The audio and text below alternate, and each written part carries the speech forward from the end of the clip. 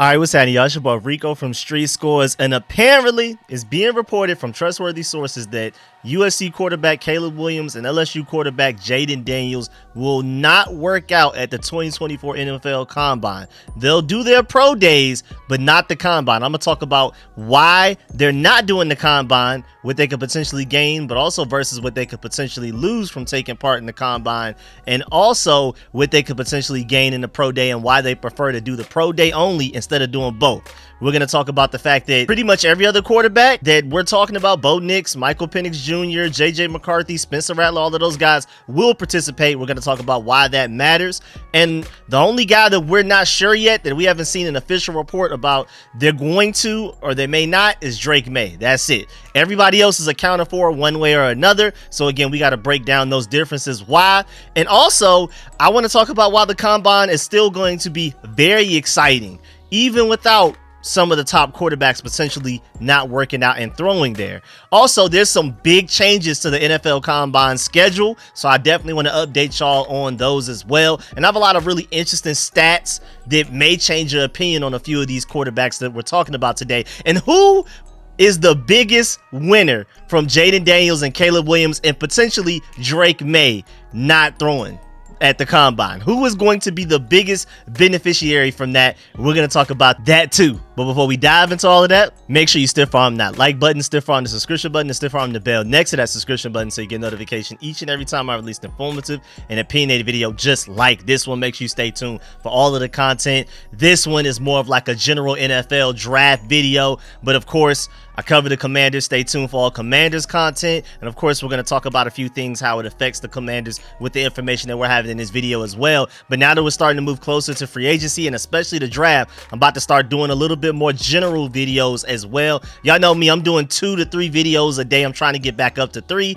So maybe every once in a while, one of them will be something general like this, especially pertaining to the draft. I'm about to start doing film sessions for a lot of these draft prospects, all of that type of stuff. And I have so many video ideas that I'm really excited about getting to. So without further ado, man, let's go ahead and get to this one right now. Let's get it.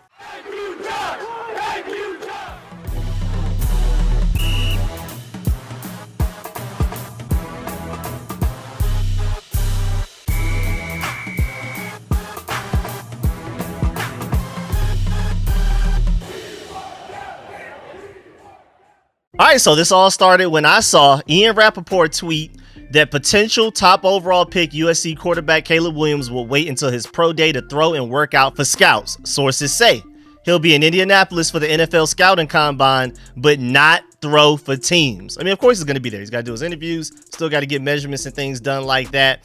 And I mean, if anything, throwing the ball is the one thing that people are not worried about when it comes to Caleb Williams, or at the very least worried about the least. Out of anything that's a part of his game, his skill set, throwing the ball is the least of our worries. There is like literally no throw possible that he could make at the combine that could raise his stock. But of course, you still have a lot of people making jokes about him, saying things like he's afraid to break a nail and all kinds of stuff, and showing the pictures of him dressing different and all of that type of stuff. Me personally, it really doesn't shake my opinion on him at all. Like, I really don't care. And I feel like there are a lot of people also out there that really don't care. But of course, Twitter comment sections typically are going to be more filled with hate than the actual general consensus actually feels. I mean, because I feel like if he would have thrown at the combine, that would have been really nice, at least for the spirit of competition and me as a fan, just to see it. I mean, I want to see him go out there and throw the ball around, just period. He's such a unique and great talent that I just want to see him throw the ball just in general. So I'm a little disappointed in that, but it doesn't make me like him less at all. Like, if I were the Chicago Bears #1 overall, this does not change whether I take him or not at all.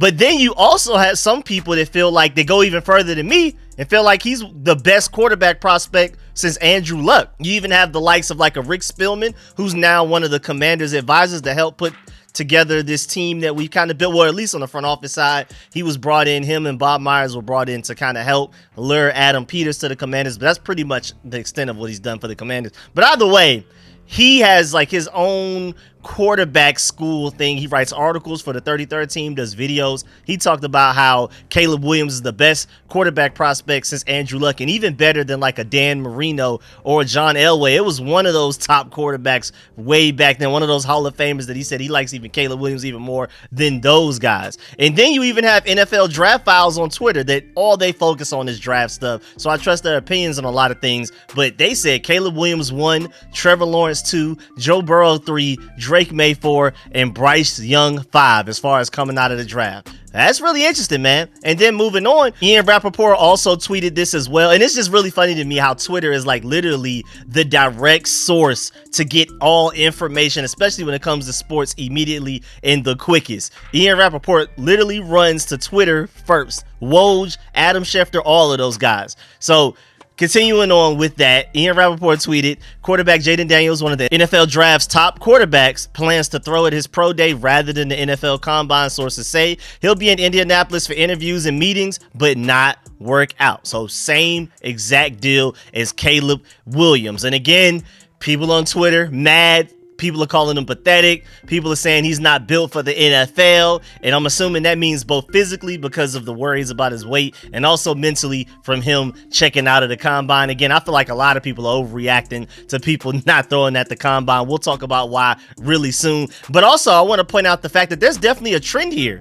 Because remember, Bryce Young skipped throwing last year. CJ Stroud did throw, but didn't do any of the other drills. And then Joe Burrow, I don't remember if people were upset at him for not participating, but he didn't throw at the combine or work out his year that he was coming back. I don't remember people necessarily complaining about that, and we've also seen that he can go to the next level and ball out, which bodes very well for Jayden Daniels because he shares a lot of odd, really unique similarities to Jayden Daniels. Both will not throw or work out at the combine. And also, one of the negative recruiting that goes on against Jayden Daniels, well, we're talking about draft prospects going to the NFL, but that's just a term that I'm used to hearing all of the time. But either way, the things that people say that kind of count against him for some reason is the fact that he played with really good receivers in college, NFL level receivers.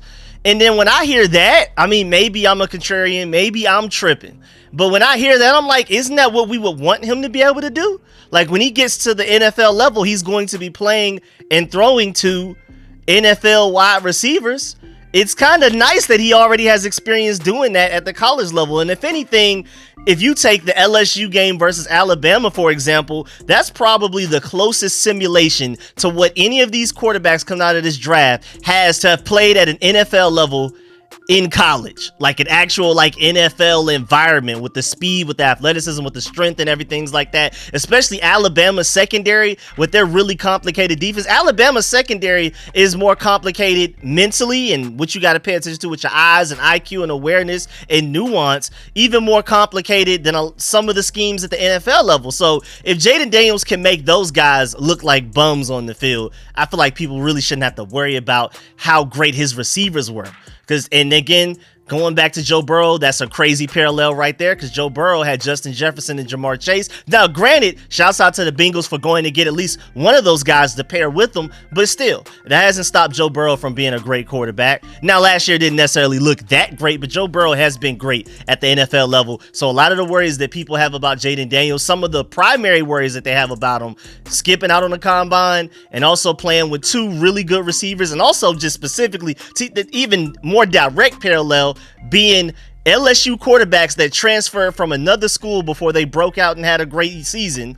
I mean, the parallels are crazy right there. But moving on. Now, even though I was really excited about potentially seeing these guys participate in the combine throw, go through all the measurables, especially seeing like 40 times from those guys and seeing them go through all of the drills, especially like side by side, because with the combine, when you're throwing, you're doing the same throws that everybody else is doing. So you get to see them like back to back to back. You're not having to pull up Jayden Daniels tape and JJ McCarthy tape and then kind of watch it back. And no, they're in the same building, same environment, throwing to the same people at the same time. And so that would have been really nice. But at the same time, I can see why those two had definitively decided to skip out on the combine. You really have everything to lose and barely anything to gain, especially with the top three quarterbacks, especially on top of that future #1 overall pick Caleb Williams. I mean, he especially does, but I feel like even Jayden Daniels and Drake May potentially as well. I mean, the draft really honestly starts with the Commanders at number 2 overall, and at that point is literally just between Jayden Daniels and Drake May who goes to the Commanders, and whoever does not get picked second will more than likely end up getting picked third either way, whether it's the Patriots picking them or another team trading up to that 3rd overall pick to draft one of those guys. But either way, I'm pretty confident in the fact that it's going to be Caleb Williams number 1, and then Jayden Daniels or Drake May 2, and then the one that's left over number 3. So again, these guys don't have much to gain from this combine since they're already seen as like arguably the top 3 picks in a row of the upcoming draft, but they could potentially lose everything. And you never know, maybe Jayden Daniels caught word from the Commanders or just sources in the NFL, insiders, maybe people have talked to him and basically said like, hey man, the Commanders plan on drafting you 2nd overall, or something to the extent of they feel like he doesn't really need to do anything at the combine with the potential to maybe even fight his way up to number 1 overall pick. Maybe he already knows that's a done deal. Caleb Williams is going number 1 overall, and at worst I'ma land at number 2 or 3. So what's the risk going out there? I mean, if anything, I could potentially get hurt and plummet in draft stock, miss out on money, miss out on all kinds of things, whereas I could just sit out and people are just going to look at the tape and all of the rumors I've been hearing about me going 2nd or 3rd overall these past couple of months, I mean, it won't really go anywhere. And I'm assuming that since Jayden Daniels will not throw or anything, that he basically just has some type of background info coming in that says that really you don't have much of a chance of improving your draft stock, either because we already love Caleb Williams that much at number 1, that's one thing, or maybe just on the Jayden Daniels side, we already know that you're going one of these top 2 picks, and he's probably like, it's not even worth risking it. I mean, if Jayden Daniels doesn't go and Drake May doesn't go as well, then it's just kind of like, is NFL evaluators, GMs, head coaches, and things like that, the guys that are pulling the strings when it comes to this draft process, they're probably just going to be like, hey man, I mean, there's nothing we can really knock from them as far as the offseason goes, unless they just interview terribly. I mean, we wanted them 2nd overall a month ago. We're still probably just going to go ahead and take them 2nd overall. But this whole thing is very interesting because the thing that I feel like people are most worried about with Jayden Daniels is his weight, if anything. And we should be getting those results soon, like within a couple of days. So at the end of the day, I feel like the thing that he should probably be running away from the most is being able to be weighed. And that's going to happen. I feel like there's nothing throwing wise that he should have to worry about. I think he's a great thrower of the football. So, I mean, that's just really interesting that he's skipping out on the throwing part, which is one of his strong suits. But then he's going to have to get weighed because that is a requirement. But that's the thing he needs to be worried about, plummeting his draft stock more than anything else probably. I also feel like he probably would have ran a faster 40 time than people expect. So it's kind of like he could have ran that. But I also feel like he would have had a great throwing session, just to say that again, for whatever reason. But he just said he's good on that. I'm good. I'll just do my way in. I'll interview with teams, all that type of stuff at my meetings. I'm good. And also another way to look at it, the reason that they would prefer to throw at their pro day rather than the combine is that they could put on a far safer performance waiting until their pro days to throw to receivers that they already have chemistry with from their college, and with a memorized throwing script that is not only rehearsed over and over again before we actually get to see it as fans on their individual pro days, but they also script it to show all of their strengths and not even really attempt any throws or tasks that are challenging for them that could potentially lower their draft stock. I mean, these pro day scripts are like really scripts. Like Jayden Daniels is great at these things. All right, we're just going to keep spamming those things to show what he could be. Just imagine this guy in your offense. Take him as high as you can in the draft. Thank you for coming type of thing. They don't even really try to go outside of their comfort zones. They don't really attempt too many really difficult throws outside of the difficult throws that they are confident that they can throw. Other than that, they're not really going too crazy. Again, they're not going too far out of their comfort zones. They may get a little silly at the end, like we've seen in recent pro days, where they make some ridiculous throw off 1 foot, opposite side of the body, all the way down the field, 60 yards down, maybe something like that. But at the end of the day, nobody's going to really take that as oh man, after that throw, I originally was going to draft them number 2 overall. Now I got to draft them number 1. Or after that throw was so bad, now instead of drafting them number 2 overall, now I'm actually going to pass on him and maybe he slides all the way to the teens or another round or something. Nothing in that pro day will even be attempted that could affect either of those guys' draft stock that much. It's more so just going there to kind of reaffirm what you already feel about them from watching the tape more than anything else. Which takes me back to Jayden Daniels, because speaking of getting out of your comfort zone and throwing the ball in general, lately I have been seeing a lot of draft analysts say that Jayden Daniels actually doesn't have a strong arm.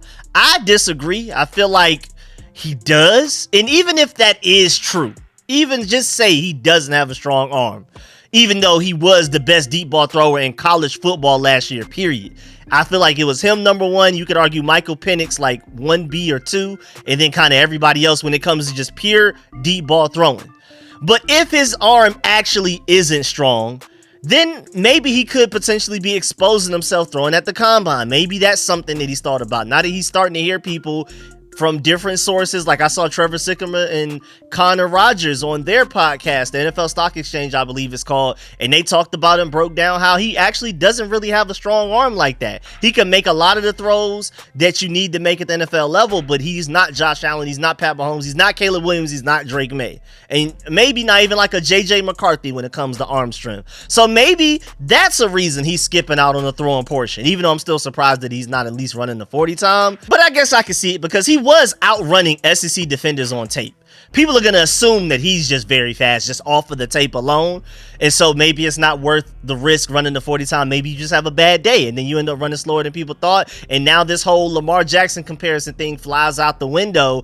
And then now you're not going 2nd overall. Now you're going at best 3rd overall, maybe even later to that to like the Falcons 8th or even further back than that or something like that. So I really, first of all, I just want to go ahead and get this out the way. I hope there's nobody out here thinking that he even has a chance to run a 40 time as fast as Lamar Jackson. He's not that fast. Now, when he gets drafted to whatever team ends up taking him, hopefully my Commanders, I'm rooting for the Commanders to get him, but regardless, he's going to be one of the fastest quarterbacks in the NFL. But we need to separate Lamar Jackson from everybody else. Nobody else is Lamar Jackson's speed, and most importantly, especially in Jayden Daniels' case, nobody also has the ability to make people miss like Lamar Jackson. There's a lot of agile guys out there. There's a lot of fast guys out there. But when was the last time you've ever seen Lamar Jackson get hit clean? Like just a perfect blown up hit. Meanwhile, Jayden Daniels is getting hit by cartoon mallets every Saturday. So I love Jayden Daniels. I feel like that's something you can coach out of him. But at the end of the day, man, we have to separate him from Lamar Jackson. He was never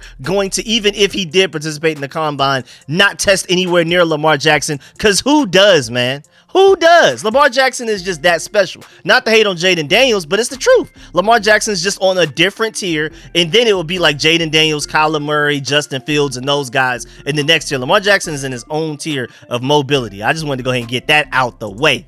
And now for real though, if Drake May goes and kills the combine though, it could actually be a pretty bad look for Jayden. You never know. We still have pro days, so we'll see. But again, take everything with a grain of salt. Everybody's going to see the same exact footage that we see combine, pro days, and even just tape. I mean, everybody has the same access to the exact same games, the same exact all 22 game tape and things like that, highlights, and everybody's coming up with completely different opinions on all of these quarterbacks, let alone Jayden Daniels and Drake May, where it seems like it's just a complete chasm, half and half on both sides, people arguing against each other and proving their points either way. So at the end of the day, no matter what happens at the combine or on these pro days, always take whatever information you feel like, I guess, helps your own argument, because somebody's always going to disagree with you no matter what happens anyway. But either way, if Drake May kills the combine, you are definitely at the very least going to see a lot more mock drafts coming out about the Commanders taking Drake May. I don't know, like say Drake May kills the combine, if he does participate, even though at this point I doubt it, but maybe he sees it as an opportunity like, hey, no Jayden Daniels, no Caleb Williams, I can be the best quarterback at the combine, this is my chance type of thing. But at the same time, Jayden Daniels didn't feel that way, so I doubt Drake May does. All of these guys that are potentially going within the top 3 picks may just all drop out, including Drake May. But either way, in the scenario that Drake May does do the combine and kills it, and Jayden Daniels doesn't do the combine at all, like it's being reported that he won't, I mean, that could be a pretty bad look. But at the end of the day, again, I feel like the combine more than anything else, the measurables and the meetings matter the most, especially when it comes to quarterbacks. And so I feel like if the Commanders after the measurements and after talking to him, number 2 overall between Drake May and Jayden Daniels, they already have the guy they want. And no matter what Drake May does in the throwing portions, and if he runs a 40 time, even if he kills that and runs faster than people think, I'm not sure if that would necessarily affect whether Drake May or Jayden Daniels gets taken second overall. Whoever the Commanders like after meetings and measurements and all that type of stuff is more than likely who they're going to go with regardless. But I know mock draft wise, I know internet wise, it's going to be a completely different story. Drake May is going to go in 80% of mock drafts to the Commanders after if Drake May kills the combine and Jayden Daniels doesn't participate. But in real life, like actual NFL teams where it matters the most, the people that are really making the decisions in NFL rooms, front office, and the coaching staffs, I don't think it's going to matter that much. But it's still going to be really fun for especially Twitter. Drake May go out there and kill it, and his draft stock going up way higher amongst fans, not NFL buildings, but fans. That would be at least very fun. But of course, they will at least do the interviews, so that's probably what matters the most. That's still very important. And they'll also do their Wonderlic test, which is not important. I mean, I felt like it already wasn't important since years ago, but then after CJ Stroud had one of the worst Wonderlic grades of all time, and then he went out there and did what he did as a rookie, come on, dog. Like, that Wonderlic test, I don't even know why we're still taking it at this point. But the interviews, yes. Measurements, especially Jayden Daniels' weight, yes. Maybe Caleb Williams' height a little bit, yes. Outside of that, man, there's really not much more for them to do at that combine anyway, except for put on a show for the fans. But fans don't draft quarterbacks, so it is what it is. And now, for the quarterbacks that are confirmed to be throwing at the combine, we know Michael Penix Jr., Bo Nix, Spencer Rattler, and J.J. McCarthy are all throwing. Again, Caleb Williams, Jayden Day confirmed not, and then Drake May was still not necessarily sure.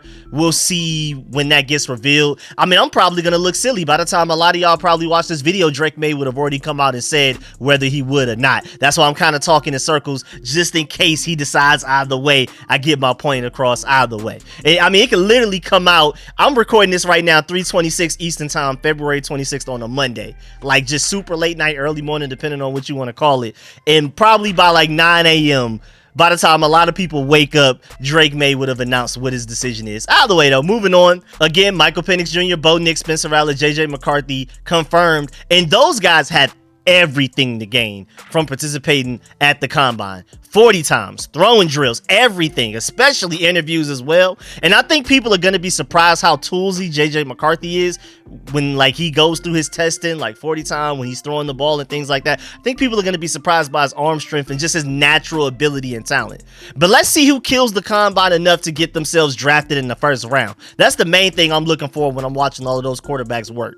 And I know all of those quarterbacks are hoping Drake May just doesn't show up at all. But first of all, quarterbacks really don't go in the second round. You're basically either a first round pick to a team or third round or later, just simply because teams may reach a little bit up into the first round just simply to get that fifth year option.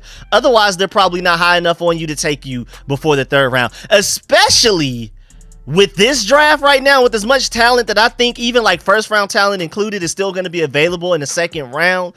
I just think that if you're not one of those quarterbacks going high in the first, you probably won't go until third round potentially. I think the battle of the second and third tier quarterbacks is probably going to be one of the most fun things out of this combine, because these guys could be fighting to put on a performance to look better than the guys around them so that they can stick out as that next quarterback. Because again, we're all assuming Caleb Williams 1, Jayden Daniels, Drake May 2 or 3, whichever one you want to take first out of those three. But those are your first three quarterbacks. These other guys are fighting to be the fourth one gone. And I feel like JJ McCarthy, if anybody, has the lead on those guys, but you never know what may happen in this combine, man. And again, even without potentially two of the top three quarterbacks participating in the combine, and maybe even all three of them, including Drake May, I still feel like there's a lot to look forward to in this combine, man. And again, the other quarterbacks are battling it out to try to get themselves in the first round. And I feel like there are a lot of other position groups with some freak athletes that I'm going to be super excited to watch their testing. And y'all know, with me being a diehard Georgia Bulldog fan, I will be at the edge of my seat rooting for my guys. Like, as if we're playing a game, y'all would see me screaming if y'all had a camera in my room while I'm watching the combine with my Georgia Bulldogs out there. But in conclusion, to my most recent point, even though potentially the top three quarterbacks may not throw, and this seems confirmed at least two of them won't, it's still a lot to look for in the combine. But let me tell you about who's happy about potentially all three quarterbacks not throwing throwing at the combine. Let me tell you who's the happiest guy on earth when he saw those tweets come out. Your boy, Spencer Rattler. Because at that point, you can argue he's probably the most naturally talented quarterback at the combine, other than basically virtually undraftable Joe Milton. But outside of him, that all he has is just a rocket arm, Spencer Rattler is probably the most naturally talented quarterback at the combine. Like, if those top 3 guys really just don't end up throwing at all or doing any workouts at the combine at all, Spencer Rattler has a great chance to put on the best quarterback performance at the 2024 NFL Combine and potentially raise his draft stock up drastically. He has the most to gain out of anybody, because Bo Nix, Michael Penix, JJ McCarthy, those guys, there seems to be somewhat of a floor. Like, I feel like at latest 3rd round for all of those guys, maybe 4th. Spencer Rattler, who knows? I can see a scenario where he doesn't get drafted to like the 6th or 7th round just because of how drastically inconsistent he is. But I could also see somebody believing in his talent, especially if he kills the combine, and potentially take him maybe even at the late 1st round to try to get that 5th-year option, since people see him as a potentially raw prospect, and then you'll have that extra year to keep him on your team before you got to pay him big money to potentially get consistency out of a really naturally talented quarterback. Because you can argue, if you're looking at Spencer Rattler highlights instead of all 22, just highlights, just only the good plays, you would swear he was a 1st round pick easily. But you got to watch that all 22, and that's why he's the biggest winner potentially from Jayden Daniels and Caleb Williams at minimum, not throwing at the combine or doing any workouts. And then let's just go back to JJ McCarthy real quick, because I feel like something does need to be cleared up. On top of already having an underrated ceiling, just because I feel like he's going to be a little bit more toolsy and more naturally talented than a lot of people actually paid attention to, I don't want the Commanders to draft him at all. Don't get me wrong. Like, if we trade back, I'm hoping it's for an elite tackle or playmaker with the pick that we traded back to. That's all I want. I'm not trading back for a quarterback in this draft. Either you take quarterback 2nd overall, or you're trading back to get a completely different position. So I'm not out here caping for JJ McCarthy, but I do feel like there's an ugly narrative around it, because him not throwing the ball enough in college, yeah, that's a problem. But I feel like the narrative that it's his fault, like they didn't throw the ball because he just simply wasn't good enough to throw the ball a lot, I feel like that's false. Because check these stats out right here. Shouts out to NFL Draft Files for this one. JJ McCarthy's passing attempts were so low only because of how dominant he and Michigan were in 2023. Out of the 2024 NFL Draft quarterbacks, their first half passing attempts, excluding screens, take screens away, JJ McCarthy was number 1 with 199 first half passing attempts. Drake May 2nd with 194, Jayden Daniels 3rd with 184, and Caleb Williams 167. His attempts tapered in second halves because Michigan had a 21-plus lead in 11 of their games this past season. JJ McCarthy didn't even play in 7 fourth quarters. It's not that they didn't let him throw. That narrative basically needs to be killed. It's the fact that they were just winning so quickly that it was just not worth having them out there. Now, I do agree, though. I'm completely with y'all when I'm worried about how much he didn't throw, just off of the fact that we don't have enough sample size, in my personal opinion, and it seems like to most people's personal opinion, to really judge how great or potentially not good he'll be at the NFL level. I am worried about how much he didn't throw as far as evaluating him, but I don't like the narrative of it being put on him as if he was just that bad that Michigan avoided throwing the ball with him. At the very least, be more specific, because I can argue that, yeah, maybe they didn't ask him to read defenses as much, like go through his progressions. Maybe they didn't ask him to throw over the middle of the field specifically a lot, but the fact that they didn't throw it a certain amount was not his fault. If anything, it was a good thing his fault, because they played so well in first halves. He didn't need to go out there anymore. Again, he didn't play in 7 fourth quarters at all this past season. Also, a team that's risk averse may really like a Bo Nix. Here's another interesting stat for you, also coming from NFL Draft Files. Make sure you follow them on Twitter at NFL_DF. Turnover-worthy passing rates for top 24 NFL quarterbacks. The lowest is Bo Nix from Oregon, 1%. Second lowest is Jayden Daniels, 1.6%. Drake May is third, 1.9%. And that's really interesting because Drake May, I believe, led all college quarterbacks in big-time throws, but at the same time, he was third in turnover-worthy passes. That's really good, man. That's elite stuff. But again, Bo Nix number 1, Jayden Daniels number 2, Drake May number 3, Michael Penix right behind Drake May at number 4, then Spencer Rattler, then JJ McCarthy, and then Caleb Williams is last out of all of those quarterbacks I named at 3.6%. He threw the most turnover-worthy passes this past season, so I just felt like that needed to be talked about. He's still my quarterback one, but that's definitely a concern of his. Now moving on, let me update y'all on this schedule. As you can see on the screen, I mean, maybe it's a little complicated, so we're just going to go ahead and skip to the most important stuff. Major changes to this year's schedule. Shouts out to Jordan Reed for pointing this out. Tight ends will now work out on the same day as defensive backs, which is Friday. Running backs are now with the quarterbacks and wide receivers instead of the offensive line on Sunday. Really interesting. And then punters and kickers and special teams will now be on Sunday with the offensive line instead of Friday. Really interesting. So mostly February 29th, which is Thursday, defensive line and linebackers at 3 p.m. That's the workout schedule. March 1st, Friday, is defensive backs and tight ends at 3 p.m.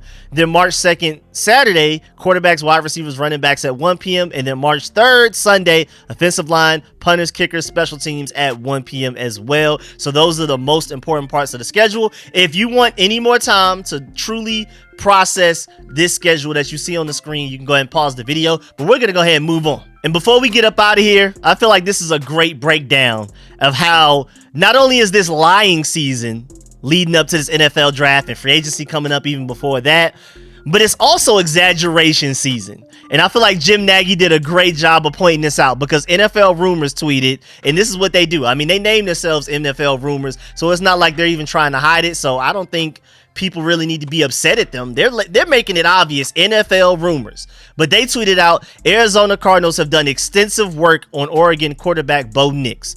And it's kind of like, nah, duh. Like, of course they did. They probably done it on a lot of people. Like, that was the first thing I thought when I saw that original tweet. Then later on during the day, I saw Jim Nagy tweeted, and he put like a long breakdown, and I'm just going to read it word for word, bar for bar, because I completely agree. Let's unpack the absurdity of this clickbait. And that is what it is. It is clickbait. NFL personnel departments categorize schools with at least one prospect graded in rounds 1 through 3, for example, Bo Nix, as an A school.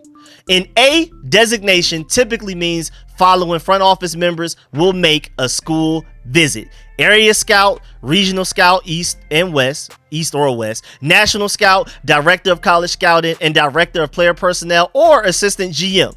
4 levels of cross-check on top of area scout in the fall should reasonably qualify as extensive work.